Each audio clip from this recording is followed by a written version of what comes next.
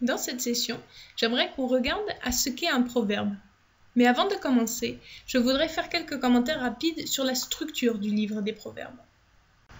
Alors, vous allez faire cet exercice vous-même, et peut-être d'ailleurs que vous avez déjà commencé à travailler. Et comme la structure est assez évidente, je ne vais pas faire énormément de remarques à ce propos. Mais je veux attirer votre attention sur les 9 premiers chapitres. Et dans ces chapitres, on a 9 poèmes sur la sagesse. Certains vont diviser la section autrement, il y en aura peut-être un peu plus, mais en gros, l'idée c'est que dans les 9 premiers chapitres, on a 9 poèmes. Et selon moi, ces poèmes, ils servent à préparer le lecteur, à disposer le cœur pour recevoir ce qui a tiré des chapitres suivants. Vous remarquerez, dans le chapitre 10, qu'on a alors les proverbes de Salomon et on commence à voir les maximes individuelles où chaque verset va être un proverbe en lui-même. Donc, de manière à pouvoir tirer profit de cette sagesse, on a les 9 premiers chapitres qui sont là pour préparer le lecteur à ce qui suit. Mais donc, selon moi, ces chapitres, parmi d'autres buts, et je pense qu'il y a plusieurs buts, il y a vraiment cette préparation des cœurs. Il est significatif que le point tournant entre cette portion, qui va des chapitres 1 à 9, et le chapitre 10, se trouve au chapitre 9, là où on va trouver cette magnifique personnification de la sagesse et de la stupidité, dans celle qu'on va appeler la femme sage et la femme stupide. Et le défi aussi qui va faire un appel à choisir et décider laquelle suivre. Un des devoirs que vous devrez faire a à voir avec ce chapitre en particulier, cette incroyable œuvre de poésie qui est tellement instructive. Dans ces deux femmes, on retrouve résumé tout ce qui a été dit dans les chapitres précédents, de 1 à 8. Et dans les versets entre les deux portraits, les versets 7 à 12, il y a une invitation qui est contenue, une invitation à décider et choisir qui suivre. Et donc, ces versets ils vont préparer à ce qui va suivre dans les chapitres conséquents.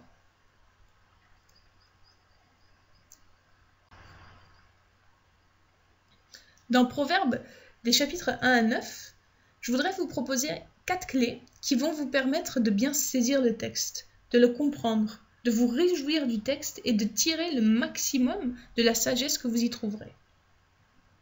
La première clé, qu'on a déjà mentionnée un nombre de fois, c'est l'idée de la crainte de l'Éternel, la crainte du Seigneur. Dans cette portion, elle est mentionnée 5 fois. Et de manière significative, ça va être au début, dans le chapitre 1 au verset 7, puis à la fin, dans le chapitre 9 au verset 10. Et donc c'est une forme, comme vous l'avez déjà vu dans la poésie, d'inclusion qu'on va trouver entre les chapitres. Comme on le voit, sans crainte du Seigneur, il n'y a pas de sagesse. Beaucoup se sont demandé, comment se fait-il que Salomon, avec toute sa sagesse, finit si mal sa vie? Comment cela a-t-il pu arriver, s'il était censé être l'homme le plus sage sur terre? Et quand on lit un roi, chapitre 11, on réalise que Salomon a perdu la crainte de l'Éternel alors que ses femmes arrivent autour de lui et que son cœur se détourne du Seigneur. Et on voit qu'il y a un changement dans la vision du monde, dans sa vision du monde, alors qu'il va commencer à adopter leurs valeurs. La tragédie avec Salomon, c'est que la fin de sa vie, elle est caractérisée par la stupidité plutôt que la sagesse. Le fondement, la base, c'est donc la crainte de Dieu pour la vraie sagesse. Notre relation avec Dieu, ce n'est pas quelque chose qui peut relever du passé. Il faut que ce soit la chose la plus importante, c'est la clé. Et c'est à partir de ça que tout le reste va se construire. La deuxième clé que j'aimerais vous donner, qui provient de ces chapitres, c'est une volonté et une disposition de cœur à entendre et à agir selon le conseil. 12 fois, on est exhorté à entendre et à recevoir l'instruction. Alors que vous lisez ces versets, il y a des instructions spécifiques à entendre et à répondre. Si nous ne sommes pas ouverts à écouter et entendre, alors rien ne changera. L'humilité est la clé, et ces chapitres exhortent à l'humilité dans la personne qui est sur le point d'embarquer sur le chemin de la sagesse. Si on a la crainte du Seigneur, si on a l'humilité, on est en mesure de recevoir les richesses de ces chapitres. La troisième clé, c'est le besoin de reconnaître que la discipline fait partie de l'apprentissage de la sagesse. le besoin donc de rechercher et d'accepter la discipline. Proverbe 3, versets 11 et 12. « Mon fils, ne méprise pas la correction de l'Éternel, et ne sois pas dégoûté lorsqu'il te reprend. Car l'Éternel reprend celui qu'il aime, comme un père l'enfant qui a sa faveur. » On trouve dans ces chapitres cette exhortation, et c'est vraiment le développement de l'idée d'être prêt à entendre, à écouter et à obéir. Sans cette docilité, cette douceur qui est biblique et qui bien sûr n'est pas de la faiblesse, mais qui est un brisement, une volonté d'apprendre.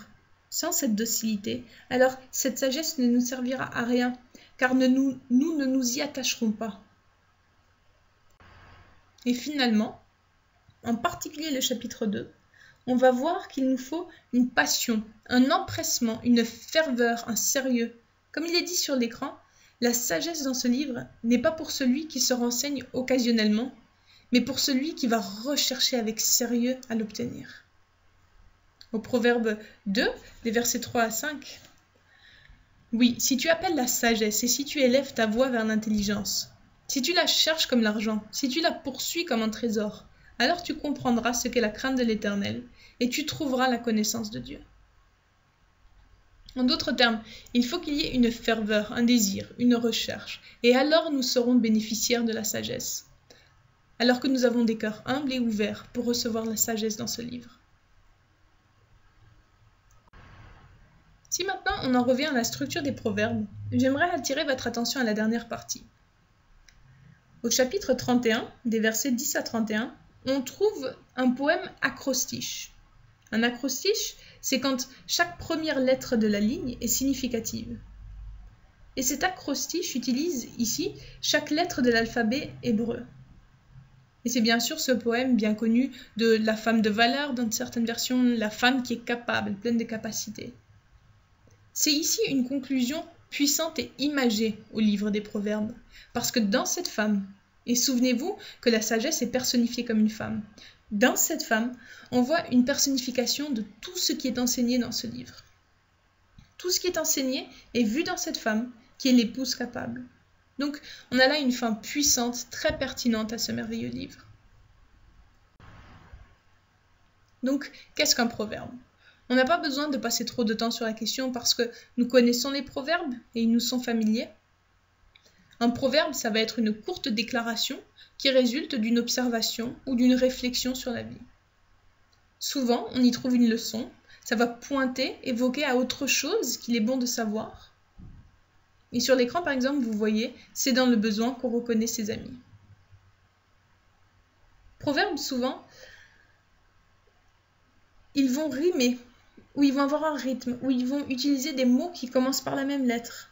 C'est bien souvent le cas dans le livre des Proverbes.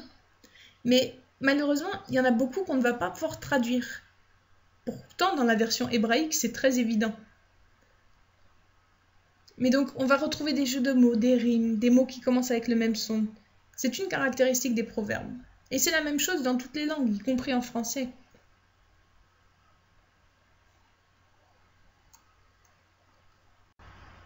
Par exemple, tout ce qui brille n'est pas de l'or, n'est pas or. C'est peut-être un proverbe qu'on connaît, et ça parle du fait que tout n'est pas forcément selon les apparences. Donc les apparences peuvent être trompeuses. J'ai utilisé le mot aphorisme un certain nombre de fois, et c'est un mot technique pour les proverbes de 2 lignes que l'on trouve à partir du chapitre 10. Dans l'hébreu, ce sera souvent 6 ou 7 mots, et en général, ce sont 3 rythmes forts auxquels vont répondre 3 autres. Qui aime bien, châtie bien. Pour le coup, on n'a pas... Ah si, on a qui aime bien, châtie bien. Vous remarquerez comment les 2 parties finissent par bien aussi, ce qui donne un certain rythme à l'ensemble grâce à cette rime. La même chose pour le suivant.